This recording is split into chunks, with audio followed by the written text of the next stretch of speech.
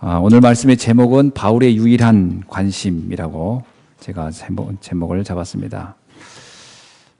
사람이 운명을 결정하는 것, 그 사람의 운명을 결정하는 것은 그 사람 속에 무엇이 뿌리 내려 있느냐에 따라서 인생이 달라진다는 겁니다. 이스라엘 백성이 광야 40년간을 이렇게 걷게 됐어요. 왜 이스라엘 백성을 광야 40년을 가게 했을까?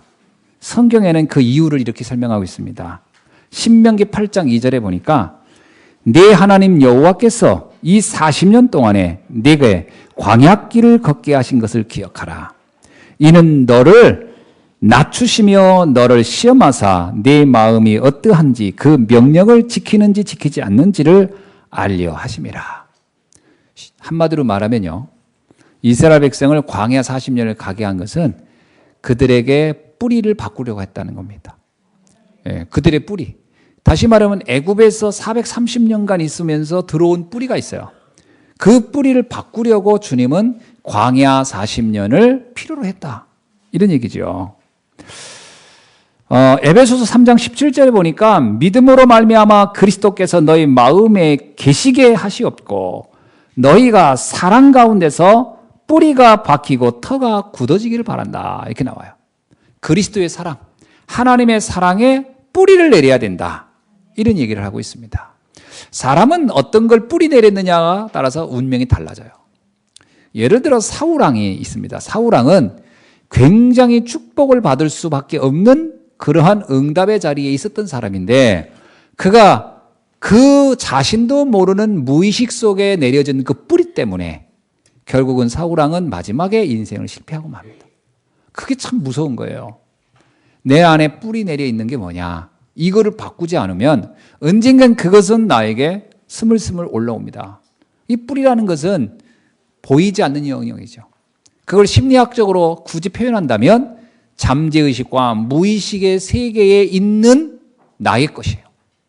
그게 굉장히 중요합니다. 마치 빙산의 일각처럼 의식은 올라와 있는 작은 영역에 불과하고요. 빙산이 물속에 잠겨 있는 것은 거의 90% 이상이 잠겨 있는데 그게 이제 흔히 말하면 잠재의식과 무의식이라고 설명했을 때 우리도 모르게 오랜 세월 동안 내게 각인되어 있는 거, 내게 뿌리 내려 있는 거 그것을 안 바꾸면 결국은 그 영향 앞에 내 인생은 그 영향을 받게 돼 있다. 의식이 그렇게 힘이 없습니다. 그러니까 어느 날 보면 나도 왜 이러고 있지? 하는 그게 나거든요. 어느 날 나도 모르게 내가 왜 이래야지? 하는 그게 나거든요. 그 부분을 바꿔내지 않으면 안 되는 겁니다. 자, 대부분 사람들은 그러면 무엇이 뿌리 내려 있을까요? 우리는 뭐가 뿌리 내려 있을까? 성경이 그거를 설명합니다. 모든 사람들에게 보이지 않게 뿌리 내려 있는 게 뭐냐면 창세기 3장이 뿌리 내려 있어요. 그리고 창세기 6장이 뿌리 내려져 있고 창세기 11장이 뿌리 내려져 있습니다. 그럼 창세기 3장이 뭐죠? 네가 스스로 하나님같이 되라 했던 그 사단의 유혹이 우리들 속에 이미 깊이 뿌리 내려 있어요. 무슨 얘기냐? 뭐든지 내가 하면 다 돼. 내가 할 수 있어. 이게 하면 된다, 할 수 있다. 이 말이 굉장히 좋은 말처럼 들리지만 이게 무서운 함정을 가지고 있습니다. 만약에 내가 내 마음대로 안 됐을 경우는 어떡할 겁니까? 그리고 거의 내 마음대로 안 되거든요. 근데 이 사단은 그것을 뿌리 내요. 그러니까 내가 하면 돼, 할 수 있어. 그렇게 하는 동안에는 절대로 영적인 세계는 알 수가 없어요. 철저하게 육신적인 것만 알게 되게 돼 있습니다. 그리고 이거는 반드시 나중에 한계에 도달하게 돼 있어요. 자, 두 번째 뭐가 내가 뿌리 내렸냐? 창세기 6장입니다. 네피림이에요. 세상에 좋은 게 너무 많다는 거예요. 이 좋은 것만 가지고 나는 얼마든지 행복해질 수 있다는 겁니다. 이게 보통 문제가 아니에요. 세상에 좋은 거 많죠. 그런데 하나님이 좋은 것에 비해서 이게 더 좋아 보이는 거예요. 그러니까 영적인 부분이 관심이 안 가요. 뭐 세상에 돈 좋죠. 뭐 인간관계 다 뭐 좋은 게 너무 많아요. 근데 문제는 이것이 나에게 뿌리 내려 있다는 겁니다. 그러니까 영적인 세계만 몰라요. 어느 날 내 인생에 안 될 때는 이게 보이지 않는 세계로부터 오는 재앙 때문에 무너지는 거거든요. 이것을 막아낼 힘이 없다. 세 번째가 뭐가 뿌리 내려졌냐? 바벨탑입니다. 창세기 11장. 뭐냐? 성공만 하면 될 것 같은 거예요. 성공만 하면 다 내 인생이 행복해질 것 같아요. 근데 이게 굉장히 함정입니다. 여러분, 우리가 차라리 좀 젊어서 성공했다 무너지면요, 한계를 알아요. 아, 이런 게 내 한계구나. 그래, 인간이 성공한다고 되는 게 아니고, 이렇게 이제 자기를 객관적으로 볼 수 있는 기회가 있는데, 이게요, 젊어서 이런 경험이 없는 사람일수록 어떤 경험이냐면 성공하면 될 것 같거든요. 그래서 그걸 찾아가는 거예요, 성공을. 근데 이 성공이 30대도 안 돼, 40대도 안 돼, 50대도 안 돼. 그러면 혹시 60대는 되려나? 따라가는 겁니다. 자, 근데 문제는 그것이 돼도 결국 무너지는 거거든요. 그런데 안 되면 또 어떻게 되냐? 그걸 찾아서 따라간 세월 동안 내 인생은 오직 그거 하나만 바라보고 갔기 때문에 나중에 인생이 허무해지는 거예요. 자, 두 가지 다 문제가 오는 겁니다. 이게 사단이 우리에게 뿌리 내린 내용이에요. 네가 스스로 하면 된다. 세상에 좋은 거 다 가지면 될 것이다. 성공하면 될 것이다. 아닙니다. 이것이요, 결국은 우리에게 궁극적으로 가서는 무너지게 만드는 요인이다 이거예요. 근데 이 세 가지 공통점이 있어요. 뭐가 있냐? 이 세 가지가 전부 다 공통적인 것은 납니다. 내가 하면 된다는 거야. 내가 뭘 하면 되고, 내가 이렇게 하면 되고, 내가 가지면 되고, 내가 노력하면, 전부 다 이 주체는 나예요, 나. 근데 이게 보통 문제가 아닙니다. 왜냐? 나는 분명한 한계를 가지고 있기 때문에 안 되게 돼 있어요. 언젠가 반드시 무너지기 때문에요. 그래서 요거를 빨리 깨닫는 게 지혜예요. 자, 그렇지 않으면 어떻게 됩니까? 그런데 이것을 내 힘대로 안 된단 말이에요. 안 되니까 이때 사람들은 무슨 생각이냐면 제3의 힘을 빌어서 이미 나의 한계를 뛰어넘고 싶은 거예요. 그래서 손을 뻗치는 데가 어디냐? 점쟁이, 무술, 그쪽에 손을 내미는 거예요. 왜? 그 사람들의 힘을 빌으면 뭔가 될 것 같거든요. 내 과거를 잘 맞추는 사람을 만났어요. 이야, 이거는 정말 신기한 힘이 있구나. 이 사람이 신기한 능력이 있구나. 이 힘으로 가지고 내 한계의 어느 부분을 이 사람이 도움을 받으면 넘어설 수 있지 않겠냐. 그래가지고요, 자기가 피해갈 길이 있을 거라고 생각을 하는 겁니다. 그래서 그 똑똑한 사람들이, 그 뛰어난 사람들이 무속인들한테 잡혀 사는 거예요. 그렇게 많이 배워놓고도 그 무속인들의 말 한마디에 완전히 좌지우지되는 겁니다. 왜? 한계가 명확한 그 부분을 넘어서고 싶은 그 욕구 때문에요. 뭐가 뿌려내린 거지요? 끝없이 내가 모든 걸 해보겠다고 하는 그것이 바뀌지 않았어요. 여러분, 성경에 보면, 사도행전 13장에 보면 총독 그 서기오의 그 바울이라는 사람이 나옵니다. 이 사람이 누구에게 좌지우지되냐면 무당 엘루마에게 꼼짝을 못해요. 아니, 한 지역의 총독이면 거기에 모든 걸 다 가진 사람이에요. 다 얻은 것 같은데 문제는 인간의 욕망은 끝이 없기 때문에 그걸 얻었다고 해서 만족이 안 돼요. 인간이 성공? 그럼 성공이 그게 만족이 오냐? 안 그렇습니다. 더 나은 것, 더 큰 거를 얻고자 하는 욕구는 끝없어요. 그런데 이 서기오 바울도 내가 이 지역의 총독으로 내가 만족할 사람이 아니다. 나는 더 높은 곳에 가야 돼. 그런 생각을 안 했을 리가 없거든요. 근데 문제는 그를 한계가 부딪힌 거예요. 여기까지밖에 안 되는 거예요. 그러니까 그는 너 제3의 힘을 비르고 싶었던 게 그게 누구냐? 엘루마입니다. 그걸 정확히 안 거예요. 무당 엘루마가. 그래서 이 서기오 바울에게 와서 말합니다. 내가 하라는 대로 해라. 그러면 당신은 분명히 성공할 것이다. 여러분, 그런데요, 이 엘루마가 조종하는 대로 서기오 바울은 완전 그의 종이 돼버려요. 성공이 아닙니다. 그의 야망이, 그의 잘못 뿌리내린 것 때문에 사단에게 탁 잡혀버리는 거죠. 여러분, 왜 사람들이 무속인들에게 가느냐, 무당한테 가느냐? 바로 이런 잘못 뿌리내린 데에서 기인한 겁니다. 신앙인들도요, 이 뿌리가 안 바뀌면 신앙생활 하다가 결국은 내가 모든 거 다 하려고 하는 거예요. 교회 와서 신앙생활 하지만 결국은 주인은 나라. 내 마음대로 하다가 안 되면 뭐 하나님도 필요 없고 다 필요. 그러니까 뭐냐면 또 뭐 이상한, 누가 도움을 줄 만한 사람이 있는가, 도움을 줄 만한 데가 있는가, 여기저기 기웃거리고 손 내미는 거예요. 그래서 많은 크리스찬들이요, 교회를 다니면서도 무속인들에 대한 미련을 못 버리고 있어요. 심각합니다. 천안에 등록된 무당인 수가 2,400명이라고 합니다. 2,400명. 통계. 지금 천안에 2,400명이 곳곳에서 이제 이 잘못 뿌리 내린 사람들을 지금 거미줄처럼 쳐놓고 기다리고 있는 거야. 걸려들어라. 이제 한번 걸려들면 끝나는 거예요. 여러분, 사도행전 16장에 귀신 들려 점치는 여종, 점술로 빠져들어갑니다. 사도행전 19장에는 은 5만이나 되는 수많은 책을 보면서 인생을 좀 바꿔보려고 하는 우상숭배, 여기에 인간은 빠져들 수밖에 없어요. 자, 이렇게 되면 어떻게 됩니까? 반드시 불신자 6가지 상태에 빠질 수밖에 없어요. 뿌리가 잘못 내렸기 때문에. 그래서 어떻게 가냐? 운명 자체가 파멸과 고생의 길을 빠져나갈 수 없는 그 길로 가게 돼 있어요. 그래서 흔히 사람들이 내 운명 사주팔자가 왜 이 모양이야? 그 운명 사주팔자란 말을 한다는 것 자체가요, 잡혀 있다는 거예요. 뭔가에 잡혀 있는 거예요. 벗어날 수 없습니다. 뿌리 내린 대로 가게 돼 있어요. 그래서 자기도 모르게 자꾸 나는 왜 이렇게 살까? 뿌리 내린 게 있는 거예요. 그게 나를 잡고 있어요. 어떻게 됩니까? 그러니까 결국 우상숭배 안 할 수 없어요. 공중권세 잡은 자에게 잡혀 사는 거죠. 결국 마태복음 11장 28절 영적 정신 문제 오게 돼 있습니다. 사람들은 별말 다 해도 자기가 하고자 한 대로 안 되고 자기 뜻대로 안 되면 그때부터 이제 뭐 상처받기 시작합니다. 열등감, 비교의식, 그 다음에 무슨 상처 이런 것들이 확 자기한테 이제 오기 시작합니다. 그러니까 삶이 계속 안 되는 거예요. 그렇게 정신적으로 늘 스트레스 받는 거예요. 만족이 없어요. 늘 불안하고 초조하고 누가 잘 되는 거 보면 막 못 견디겠고 이런 게 이제 내 안에 계속 쌓이는 겁니다. 뿌리를 잘못 내려놔서 그래요. 진정한 만족? 하나님부터 오는 이거에 대해서 한 번도 본 적이 없어. 그 맛을 본 적이 없기 때문에.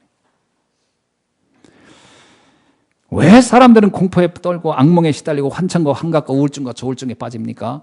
결국 이 모든 것의 근원에 들어가면 만족을 없어요. 참된 만족, 참된 인생의 답을 한 번도 본 적이 없고 만져본 적이 없어요. 그러니까 방황하는 겁니다. 그러니까 시달리는 거예요. 다 미봉책으로 다 포장해 놓은 것뿐이지 실제 인생의 진짜 답은 본 적도 없고. 여러분, 마귀의 자녀란 말이 무슨 얘기인지 아시죠? 마귀의 자녀란 얘기는 유일한 답, 영원한 답을 발견 못한 사람을 뜻하는 겁니다. 답이 없다는 얘기는요, 혼돈, 공허, 흑암 속에 빠질 수밖에 없어요. 답이 없기 때문에. 아무리 똑똑해도요, 아무리 많이 가져도, 아무리 성공해도 영원한 답을, 영원한 완벽한 진리를 갖지 못한 사람은 혼돈, 공허, 흑암에서 방황할 수밖에 없어요.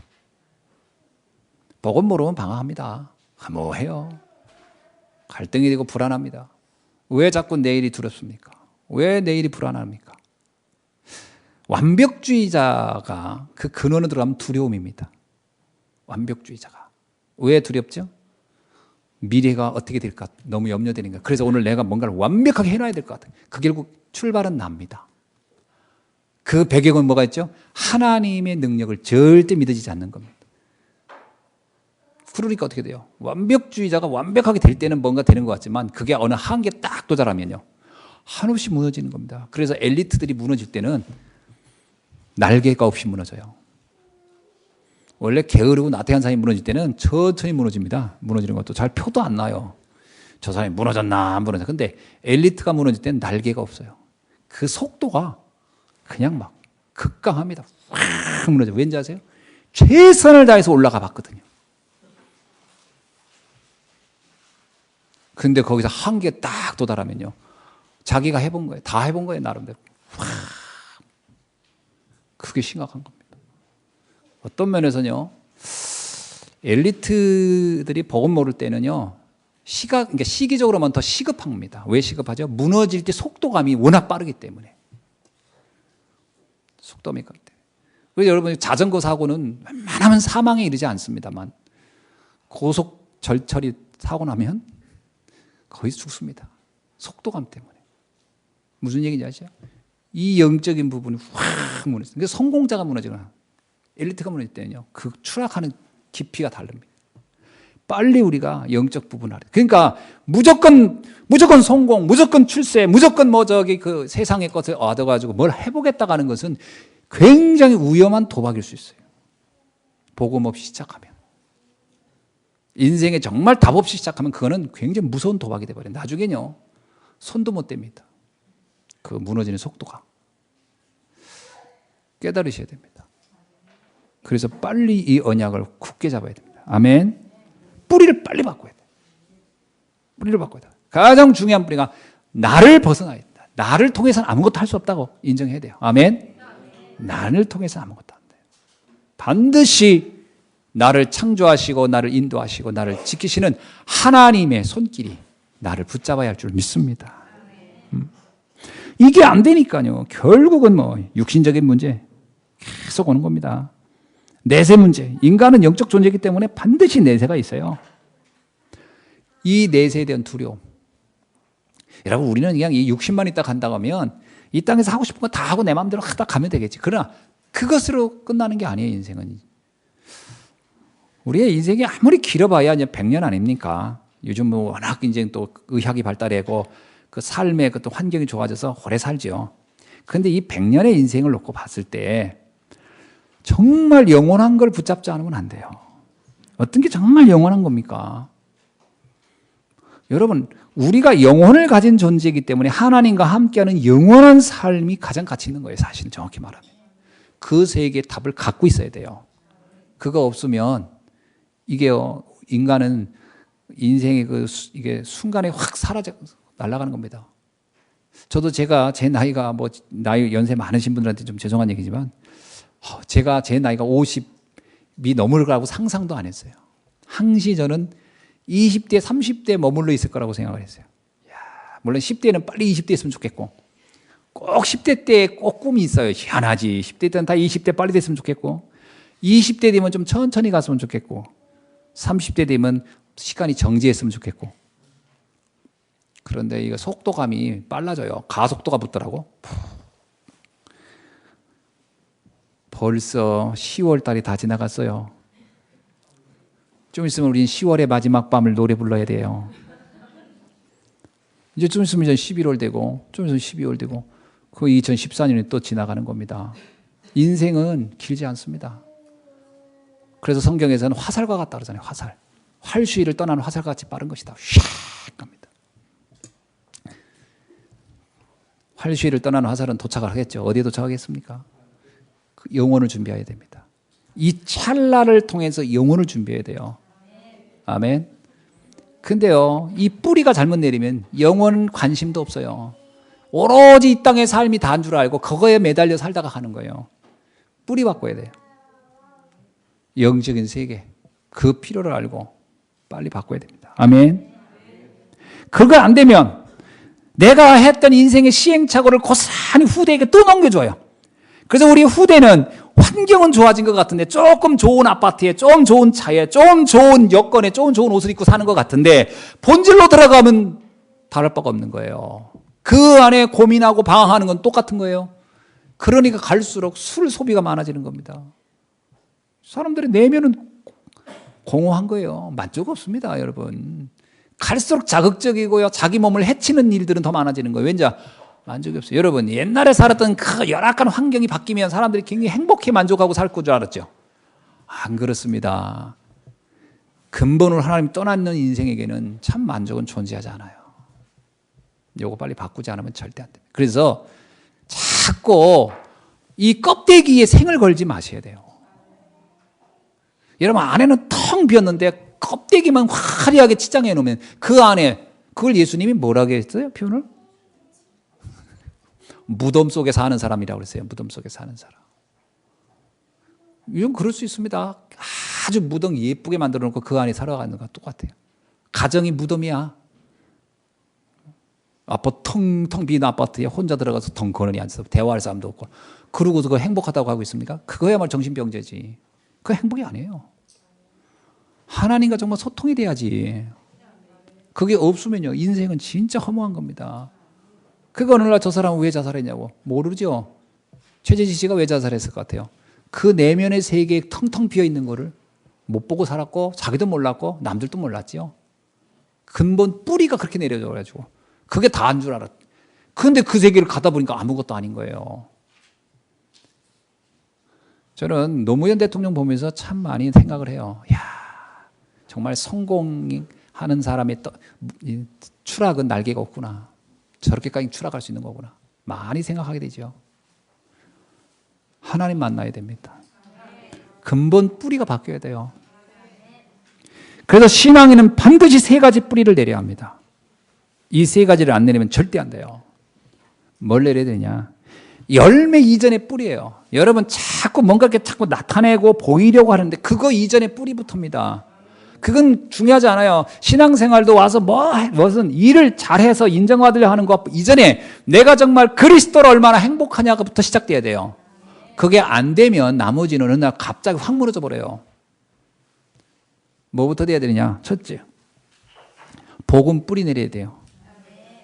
골로새서 2장 6절로 7절에 너희가 그리스도 예수를 주로 받았으니 그 안에서 행하되 그 안에 뿌리를 박으며 세움을 받아 교훈을 받은 대로 믿음에 굳게 서서 감사함을 넘치게 하라. 여러분, 그리스도 예수를 우리가 주로 받았다면, 아멘, 예수 그리스도를 나의 주인으로, 로드로, 나의 인생에 정말 내 인생의 주인으로 받아들였다면 그에게 어떻게 하라고요? 뿌리를 박아야 된다는 거예요. 그리스도에게 뿌리를 깊이 내려야 돼요. 모든 자양분은 그리스도 안에서 빨아들여야 돼요. 예수님은 생수예요, 생수. 예수님은 영원한 만나예요. 우리가 먹어야 할, 우리가 살아야 할 모든 것은 그 안에서부터 섭취해야 돼요. 아멘? 그게 안 되면 안 돼요. 사람을 통해 만족을 얻으려고 한다? 반드시 상처받습니다. 세상에서부터 행복을 얻으려면 반드시 문제가 와요. 그리스도로부터 그 만족이, 자양분이 거기서 와야 돼요. 거기서부터 들어와야 돼요. 예수님 뭐냐면 나는 영원한 생수다. 나를 마시는 자는 영원히 목마르지 않을, 그래야 됩니다. 영원히 목마르지 않는 걸 먹어야지. 잠시 먹었다 또 허기지는 걸 먹겠습니까? 내가 주는 평화는 세상이 주는 것과 다르다. 그 평화가 있어야지요. 세상이 주는 일시적인 거요. 사랑도요, 하나님이 주신 사랑을 얻어야지 세상 사람이 주는 사랑은 나중에요. 믿음 만큼 배신당하는 거예요. 그 사랑의 근본 뿌리를 하나님께 둬야 돼요. 그래서 모든 인간관계, 모든 사랑, 모든 가정, 자녀 그 뿌리를 하나님께 두라. 그리스도에게 둬야 돼요. 거기서 오는 힘을 가지고 가는 겁니다. 그러면 나의 한계가 아무 문제 안 돼요. 그래서 요한복음 19장 30절에 뭐라고 얘기했냐? 주님이 십자가에서 다 이루었다. 여러분 그리스도로 여러분 완전해야 됩니다. 아멘. 그리스도는 완전한 분이에요. 부족한 게 느껴지지 않아야 돼요. 나는 그리스도를 알았기에 나는 만족합니다. 이런 고백이 나와야 돼요. 아직도 뭔가가 부족합니까? 충분해야 돼요. 난 그리스도로 충분하다. 아멘. 난 그리스도로 모든 것이다. 그 그리스도를 내가 얻었다. 아쉬울 게 없어야죠. 뭐가 또 부족합니까? 만약에 우리가 지금 그리스도를 알고 났다오면서도 자꾸 나는 옛날에 공부 못한 게 한이 돼서 그거 해야 돼요. 그럼 아직 그리스도로 만족이 안 된 거예요. 그리스도를 알면 그런 것들이 문제 안 돼요. 그렇다고 뭐 나이 먹은 분들은 공부하지 말란 말이냐, 그게 아니고 뭔가 상처 때문에 뭔가 막 아쉬움 때문에 하는 것은 의미가 없어요. 그건 해도 그 의미도 없고 한들 그거는 시간만 낭비할 뿐이에요. 뭐 해야 됩니까? 그게 정말 전도와 선교에 유익하다면 해도 좋아요. 그러나 그게 아니라면 굳이 그거 할 필요가 없습니다. 제가 옛날에 복음 모를 때 저도 학벌에 대한 컴플렉스가 있어가지고 박사학위라도 하나 받아야 되는 거 아닌가, 이력서에다 그거라도 하나 올려야 되지 않나, 그러면 남들이 좀 나도 인정해주고 그러니까 뭔가 왜 그럴까 했더니 뭔가 인정받고 싶은 게 있는 거예요. 내 안에 가득. 뭐 그런 생각 많이 했죠. 진짜 복음이 필요해서 학위가 필요하다 그러면 그건 해야 됩니다. 정말 전도와 선교 유익을. 그러나 그런 어떤 나의 상처 때문에 그래야 된다, 한들 무슨 의미가 있겠어요. 그게 그리스도로 만족이 안 된다는 얘기인데, 그리스도가 그렇게 약한 겁니까? 그렇게 부족한 건 아닙니다. 그리스도는 완전한 것이고 모든 것이고 충분한 것입니다. 아멘. 그 안에서 이제 내가 살아가야 돼요. 그래야 여러분 우리 마음에 상처가 없고, 그렇지 않으면 자꾸 복음의 뿌리가 안 내려지고 세상 것의 뿌리가 자꾸 내려지는 거예요. 그 누가 그런 말만 하면 자꾸 거기에서 가슴이 벌렁벌렁 하고요. 여러분 정말 복음 알면 다 한 거 아닙니까? 그러니까 바울이 말하는 나는 감옥에 가도 상관없고 나는 가난해도 상관없고 부유해도 상관없고 그게 뭔 상관이야? 그게 복음에 유익하면 내가 부가 필요할 것이고 복음에 유익하지 않다면 부가 필요 없을 것이고 그게 정말 중요한 거예요. 그렇지 않다면 계속 헛된 것을 붙잡고 가다가 무너지는 겁니다. 두 번째 우리가 뿌리내릴 게 뭐냐? 기도입니다. 기도. 빌립보서 2장 13절에 너희 안에서 행하시는 이는 하나님이시니 자기의 기쁘신 뜻을 위하여 너희에게 소원을 두고 행하게 하시느니라. 하나님은요, 우리가 진짜 하나님의 뜻을 위하여 내 모든 것을 기도와 연결할 수 있기를 주의 이름으로 축원합니다. 내 힘으로 되는 게 아니에요. 내 능력으로 절대 안 돼요. 하나님이 소원을 가지시고 하나님이 역사하시는 거예요. 이게 정말 믿어지면 어떤 한계가 와도 그 한계는 나에게 한계가 아니에요. 하나님이 새로운 축복의 발판이고 시작이지. 아멘. 여러분 요셉에게 여러 가지 한계가 왔지만 그것은 그에게 한계가 아니에요. 그건 축복으로 나아가는 지름길이었어요. 기도의 비밀 속에 있었기 때문에. 여러분 기도의 응답을 가지길 주의 이름으로 축원합니다. 우리가 어떤 문제가 생겨요. 그럼 그거는요 축복을 받을 절호의 찬스가 된 거예요. 여러분 그게 없으면 기도해요 안 해요? 안 합니다. 안 해. 여러분 우리에게 문제는 기도하라는 사인인 거예요. 지금 내가 원하는 대로 다 됐다고 합시다. 누가 하나님 앞에 주여 나를 합니까? 아무도 안 하지. 결국 내가 주인이 되고 내가 우상인데 하나님이 왜 이스라엘을 광야로 보냈을까요? 그곳에서 기도라고 하는 것의 응답을 맛보도록. 아멘. 하나님의 필요를 느끼도록. 인간은 하나님 떠나면 참 행복이 없어요. 그거를 어떻게든지 마지막에서라도 깨닫게 하기 위해서. 아멘. 그걸 모르고 하면 정말 불행한 거거든요. 어떤 사람이 이런 사람이 있어요. 연세가 들은 분인데 어떤 분 만났더니 이러더라고요. 저는요 굳이 신앙생활 안 해도 상관없습니다. 그 말 하는데 제가 딱 이런 생각이 들더라고요. 가장 불행한 분이구나. 가장 불행한 사람이구나. 과연 정말 하나님 필요 없을까요? 착각하고 있는 것이지 반드시 하나님 필요한 날이 옵니다. 그가 만년 천년 억년 사는 것도 아닌데 반드시 하나님 필요한 날이 오거든요. 가장 큰 불행을 가장 큰 착각을 하고 있구나. 하나님이 필요해야 돼요. 그래서 애통하는 자가 복이 있나니. 아멘. 내 한계를 느끼고 있는 사람이 복 있는 사람이에요. 제가 어떤 사람 만날 때 제일 행복한지 아세요? 목사님, 저는 너무 힘들어요. 하나님의 은혜가 필요해요. 라고 찾아오는 분이 저는 제일 제가 기쁘고요. 야, 이분은 복받을 시간표가 왔구나. 제가 그걸 딱 느낍니다. 그때 이렇게 전도하다 보면 만나가지고 신앙 얘기하는데 귀뚱으로 듣는 분이 있어요. 딱 뭐야, 나는 아쉬울 게 없어요. 아유, 목사님 힘드시겠어요. 목 아프실 때 이거 한잔 하시면서 마저 하세요. 나를 걱정해 주지 본인의 인생이 더 걱정스러운 건 못 보고 나를 걱정해 주지. 그러면 내 속으로 합니다. 아, 이 사람은 참 안타깝다. 그날이 하나님이 필요한 날이 속해 왔으면 좋겠다. 우리가요 진짜 이게 발견해야 됩니다. 기도는 그래서 축복이에요. 내가 기도를 한다는 것 자체는 지금 하나님을 찾고 있다는 거잖아요. 누가 기도합니까? 누가 기도해요? 여러분 기도해서 오는 응답이 있기 때문에 기도가 축복이 아닙니다. 내가 기도를 하고 있다는 것 자체가 축복인 거예요. 이 말이 이해됩니까? 내가 기도가 필요하다는 것 자체, 그래서 내가 하나님께 기도하고 있다는 것 자체가 축복이에요. 기도해서 뭘 얻는다. 여러분 우리가 기도 안 해도 하나님은 우리가 하나님 자녀이기 때문에 알아서 다 주십니다. 뭐 우리가 기도해서 얻은 것보다 기도 안 하고 얻은 게 훨씬 많아요. 알아서 다 주신다니까. 문제는 내가 하나님 앞에 기도의 필요성을 알다는 것 자체가 복이 되니까요. 그게 복입니다. 그러면 하나님이 결국 내가 기도해서 뭔가를 얻어내려는 게 목표입니까? 아니에요. 기도를 통해 하나님을 누리게 하시려고 하는 거예요. 그것이 때로는 홍해를 갈름으로 하나님을 누리게 하기도 하고, 어떤 건 여리고성을 무너뜨리면서 하나님을 누리게 하기도 하고, 어떤 건 적군과 싸워 이기게 하면서 하나님을 누리게 할 것이고, 어떤 건 해와 달을 멈추게 하면서 하나님을 누리게 할 것이겠죠. 그건 하나님이 알아서 하실 문제고, 뭐 하나님 보고 이래라 저래라 할 수는 없는 거고, 하나님이 나를 아시고 나의 가장 적당하게, 가장 완벽하게 응답을 주시겠죠.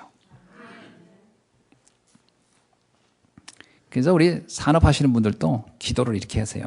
하나님, 이 산업을 통해서 하나님을 매일 누릴 수 있는 응답을 허락하여 주옵시고, 하나님을 하나님 되게 증거할 수 있는 그 현장이 되게 하시고, 이것이 하나님의 영광을 드러내는 현장이 될 수 있도록 축복해 주옵소서.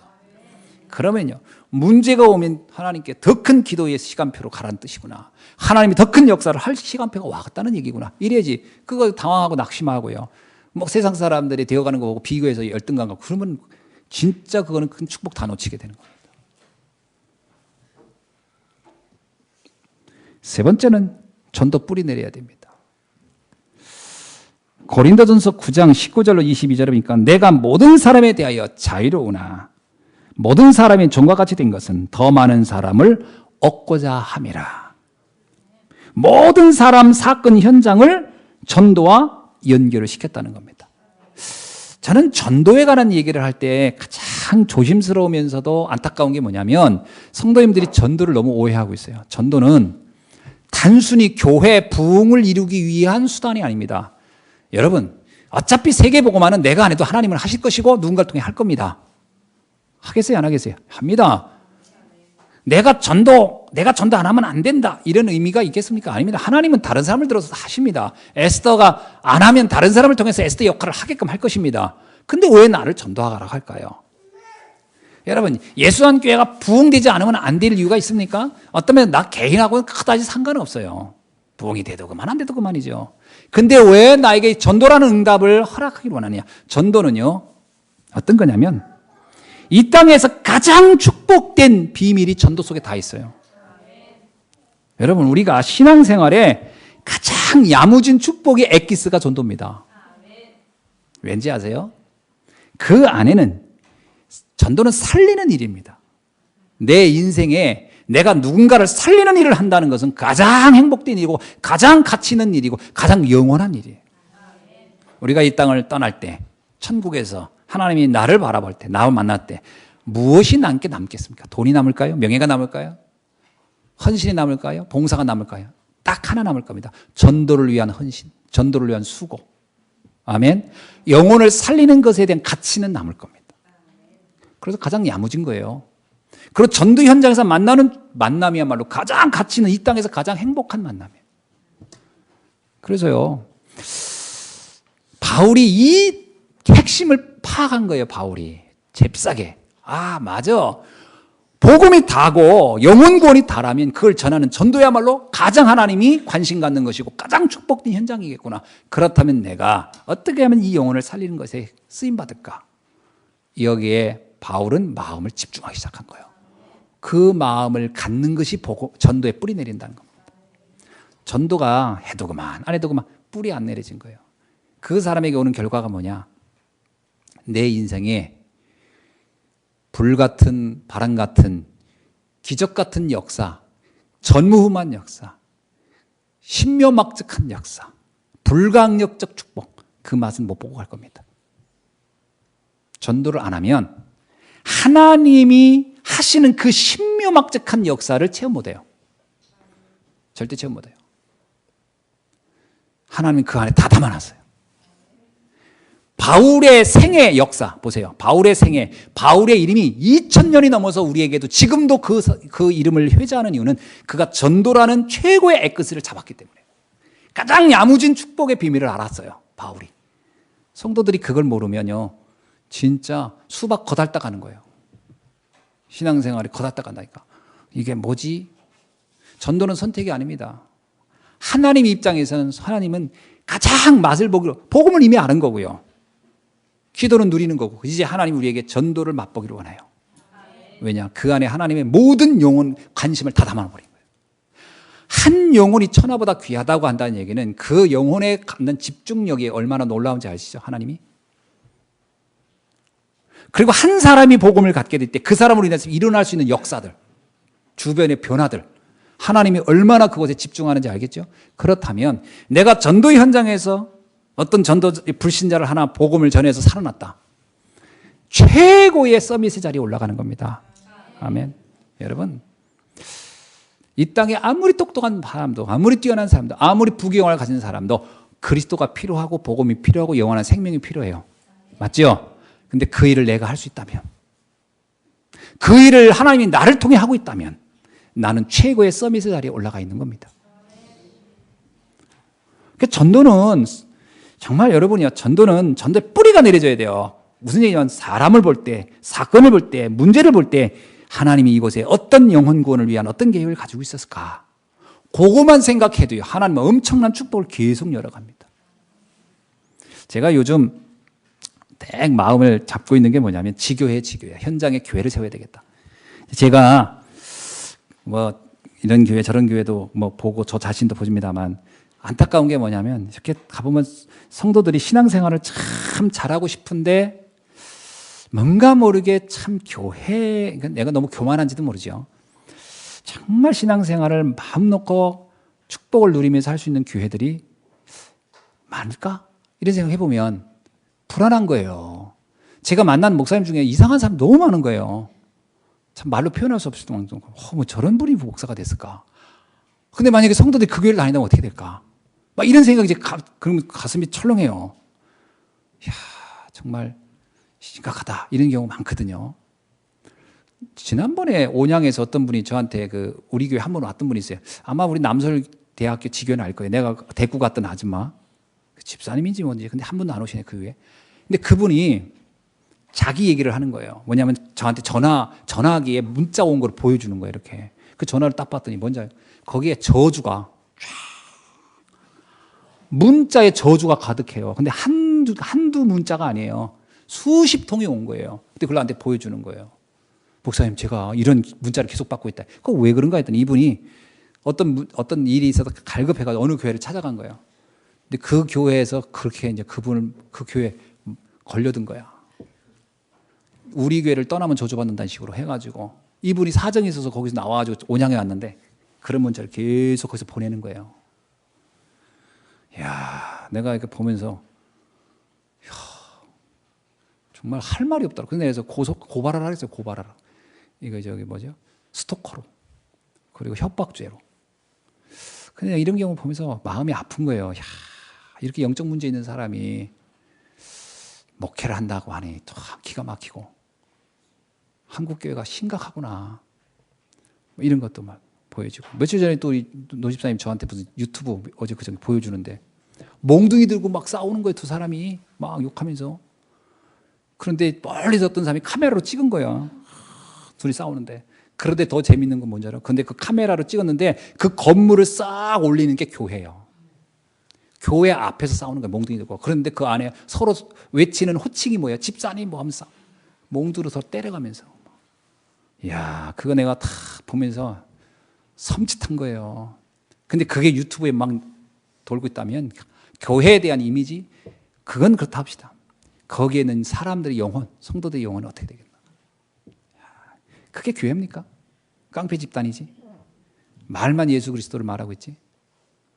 뭔가 잘못된 뿌리 때문에 막 서로 막 가슴이 딱 나한테 보여주더라고요. 그래서 이거 무슨 나한테로도 집사님 이거 반전이 있습니다. 반전이더라고요. 그래서 그 반전이 뭔가 했더니 카메라를 쫙 올리는데 엄청 큰 교회예요.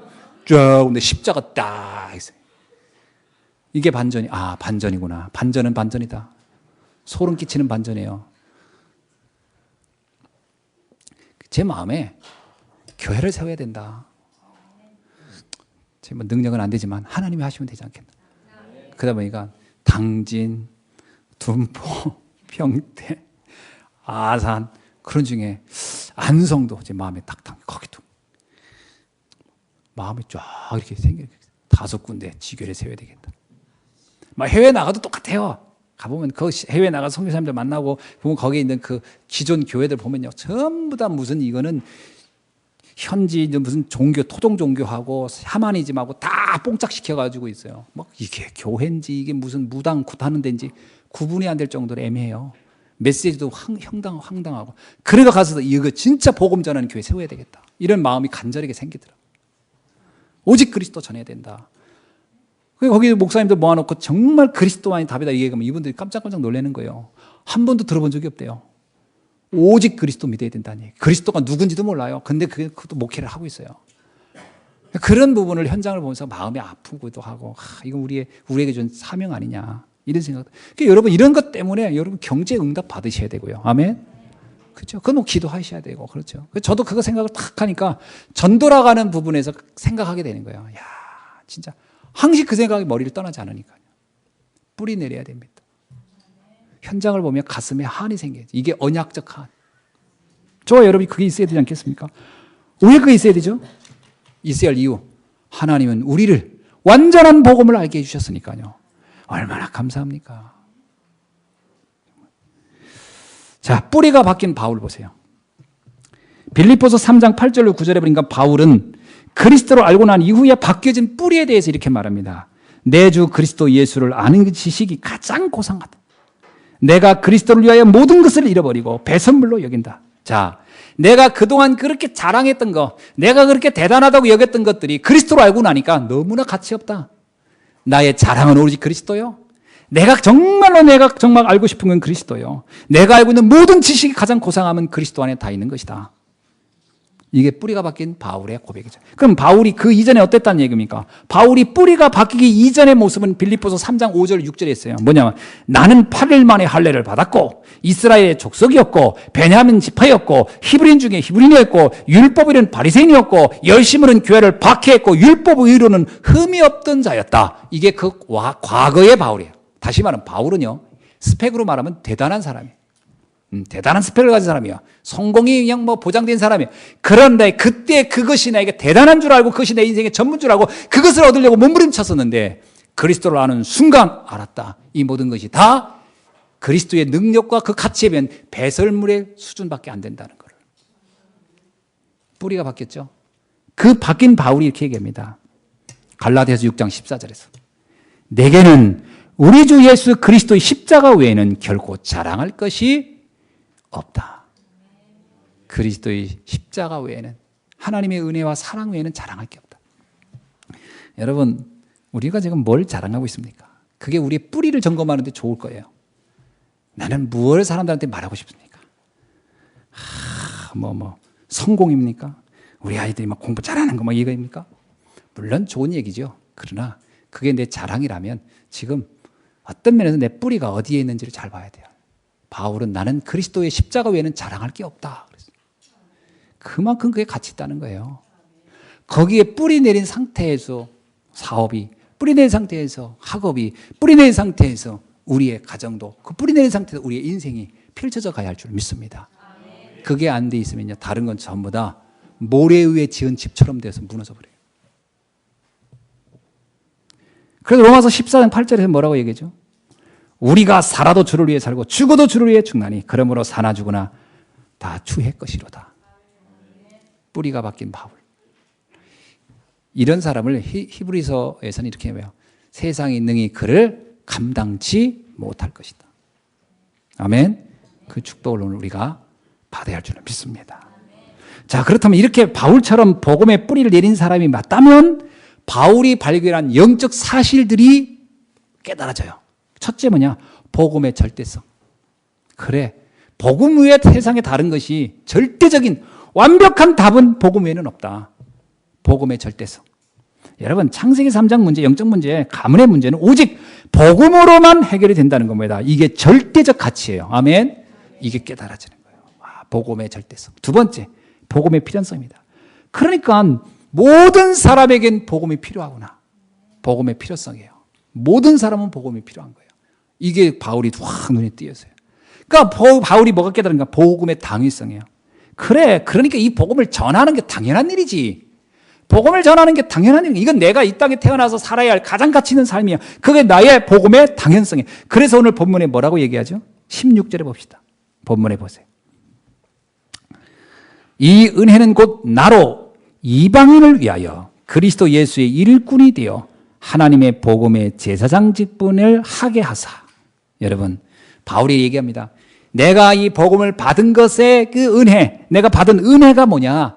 하나님으로부터 받은 은혜의 목적이 있다면 뭐겠냐? 내가 이 복음을 이방인들에게 전하는 것이고 그것을 위해 내가 제사장으로 부름을 받은 것이구나. 이게 당연성입니다.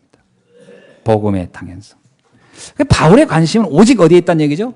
복음과 기도와 전도에 있었다. 그게 신앙적으로 광신도를 말하는 겁니까? 아니에요. 가장 정상적이면서 가장 가치 있으면서 가장 수준 높은 삶을 살다 가는 겁니다. 영적 서밋의 자리에 올라서는 비밀인 줄 믿습니다. 그 영적 서밋의 자리에 오는 거예요. 여러분, 우리가 오직 예수한다고 해서 광신도가 되는 말이 아닙니다. 내 관심이 오직 복음과 전도와 선교에 있다고 해서 내가 막 세상 다른 것과 다 결별하고 오직 이것만 따라간다, 이 말을 얘기하는 게 절대 아닙니다. 모든 내가 이 땅에서 최선을 다해야 됩니다. 내가 주어진 역할, 가정 소중합니다. 그런데 그 뿌리를 그리스도 안에서 그걸 하라는 거예요. 아멘. 어떤 내 야망, 상처 때문에, 어떤 한 때문에, 어떤 것을 보상받기 위해서, 그러면 그것 때문에 생기는 결과는 더 큰 문제가 일어나요. 여러분, 내가 성공을 어떤 한이 있어가지고 어떤 한 풀이를 하려고 어떤 보상 심리로 애를 붙잡고 잡는다고 합시다. 그 아이 죽습니다, 걔는. 어떻게 해야 돼요? 하나님이 주신 은혜가 너무 감사해서 그걸 놓고 우리 함께 네가 정말 행복하게 할 수 있는 게 뭐며, 네가 좋아하는 게 뭐냐, 그걸 내가 너를 지원도 하고 후원도 하겠다. 그리고 펼쳐가 보세요. 그 인생이 얼마나 행복하겠어요. 근데 모든 사람들이 그 열심의 뿌리를 가보면 대부분 자기의 상처를 붙잡고도 하고 있단 말이에요. 돈을 왜 이렇게 돈합니까? 그 가난하게 살았던 날들의 한 때문에 돈. 여러분, 그래가지고요 정말 인생 행복하지 않아요. 돈을 가져도 큰 문제가 와요. 그것 때문에 시작되면 안 돼요. 그리스도로 받은 그 축복 때문에, 그래서 전도와 선교에 의해서 이게 필요하구나. 그래, 내가 어려운 사람도 도와주기도 하고, 또 이 복음이 쓰여질 가치 있는 일들이 많이 있구나. 교회를 위해서, 현장을 위해서. 그래서 내가 돈을 벌어야 되겠구나. 그래서 열심히 해야 되겠다. 이렇게 하는 거 하고요, 뭔가 한풀이 하려고 막 하는 거하고는 차원이 다른 거잖아요. 아멘.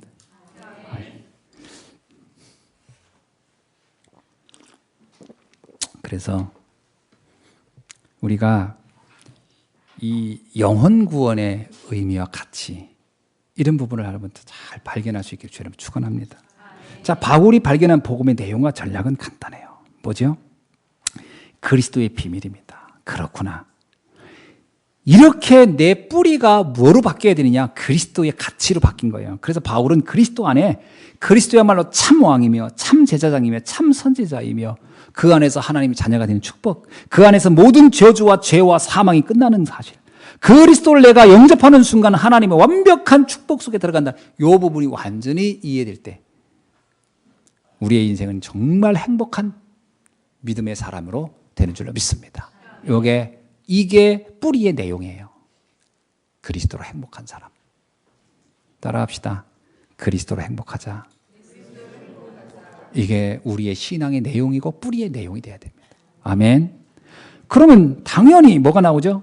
전략이 나온다. 전략은 말이 전략이지 삶의 이유가 나오는 겁니다. 그렇다면 내가 뭐 놓고 살아야죠? 영혼 구원하는 일을 위해서 사는 겁니다. 내 삶의 이유가 그거예요. 내가 교회하는 이유, 사업하는 이유, 가정을 이루는 이유, 자녀를 키우는 이유가 이 복음을 전하는 일을 위하죠. 아멘. 뭐 어떤 사람은 인류 평화를 위해서 한다고 하는데 그건 뭐 그분들한테 맡기고, 우리는 영혼을 살리는 일을 위하여 최고의 서밋의 자리에 올라가기를 주의 이름으로 축원합니다. 영생하기로 작정된 자, 영생 주시기로 작정된 자들을 찾는 거죠. 이게 우리의 전략입니다. 그런데 이건 영세전에 준비되었다. 이제는 나타나신 바 대연 그분이에요. 우리에게 만남의 축복을 그 안에서 나타난 그분들을 만나는 겁니다. 그러다 보면 우리가 지금 있는 현장, 오늘 이 자리, 내가 여기에 있는 이유, 내가 있는 사업의 현장, 내가 있는 그곳, 다 그곳에 하나님의 완벽한 축복의 계획을 가지고 나를 인도한 줄로 믿습니다. 그걸 여러분이 찾아 누리시기 바랍니다. 지금 따라하세요. 내가 있는 그 자리가 축복의 자리다. 응답의 자리다. 그렇습니다. 사람들이 꼭 응답 못 받는 사람은요, 여기 떠나야지. 난 여기는 안 돼. 그래가지고 돌아다니면은요, 계속 방황하는 거예요. 그곳이 바로 축복의 자리고 응답의 자리예요. 그래서 베들로 그 삼촌네 집으로 도망가던 야곱이 그 베델의 들판에서 돌 베개 놓고 자다가 꿈을 꾸지 않습니까? 그때 깨달은 내용이 그거예요. 이곳이 하나님의 전이구나. 그곳이 하나님이 있는 것이구나. 그곳에 사닥다리가 하늘과 땅으로 이렇게 사다리가 돼서 천사가 오르락내리락 했다는 얘기죠. 뭐냐면 언약까지 내가 있는 그곳이 하나님이 역사할 현장인 줄 믿습니다. 여러분의 가정을 놓고 기도하시고, 여러분의 현장을 놓고 기도하시고, 여러분의 자녀를 놓고 기도하시되 뿌리가 복음에 내려내기를 주의 이름으로 축원합니다. 그것이 최고의 구제요, 최고의 헌신이요, 최고의 사랑이요, 최고의 애국이요, 최고의 사명인 줄로 믿습니다. 그것 가지고 세상을 살려내는 겁니다. 그래서 여러분이 가는 현장마다 여러분을 만나는 사람은 다 살아나기를 주의 이름으로 축원합니다. 다 살리세요. 그럼 난 시체만 만나는 겁니까? 그런 의미가 아니고 영적으로 볼 때 거의 다 죽어 있다는 거예요. 다 방황하고 있고, 다 막막해하고 두려워하고 있고 공포 속에 빠져 있어요. 평안이 없어요. 성경이 분명히 말합니다. 하나님 떠난 사람의 인생은 파멸과 고생과 불안이 그 안에 가득하다 그랬어요. 그게 세상의 삶입니다. 세상 사람 만나보세요. 단어들을 어떻게 쓰나. 제가 그렇게 청년들하고 만나서 얘기하면 우리가 쓰는 언어들을 한번 써보자 이렇게 딱 해보면요. 대부분이 힘들어, 어려워, 죽겠다, 어렵다, 뭐더라? 짜증난다, 뭐더라? 또 뭐. 하여튼 그런 거예요, 다. 들어도 같이 짜증나는 말들. 같이 써도 같이 피곤한 말만 우리는 사용해요. 못 살겠다, 꾀꼬리야. 다 그런 말만 우리는 쓰고 있는데 사실은요, 하나님이 우리에게 주신 단어는 그게 아닙니다. 항상 기뻐하라. 범사에 감사하라. 우리가요, 감사하고 기쁘고 행복하고 이런 것이 우리의 삶이어야 돼요. 뿌리를 어떻게 내리냐에 따라서 열매가 이렇게 나오는 겁니다. 아멘. 그러니까 성령의 9가지 열매가 그냥 열고 싶다고 열려진 겁니까? 9가지 열매는 그 뿌리가 그리스도에게 내렸을 때만 열릴 수밖에 없는 결과들일 거예요. 그래서 자꾸 우리 어떤 분이 그러더라고. 9가지 열매를 열어야 됩니다, 목사님. 그러더라고요. 그래서 잘 열어봐라. 그게 열리겠나? 뿌리가 어디 있느냐에 따라서 열리는 건데. 그래서 그리스도가 얘기해요. 너는 나에게 붙어있기만 해라. 그러면 너의 열매는 저절로 열릴 것이다. 여러분, 오늘 이 축복이 여러분에게 있어 지금 주의 이름으로 축원합니다.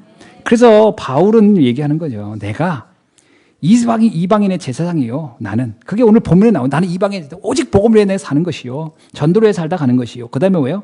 바울의 유일한 자랑이 뭡니까? 나는 십자가만 증거한다. 이게 바울의 유일한 자랑이죠. 자, 그렇다면 바울은 특히 이 복음을 들은 이후에 그런 마음의 소원이 생겼어요. 이 복음을 땅끝까지 증거해야 되겠다. 이게 바울의 생각인데 오늘 바울은 어디까지 생각했죠? 자기의 바울을 전도하는 그 지역을 19절에 봅시다.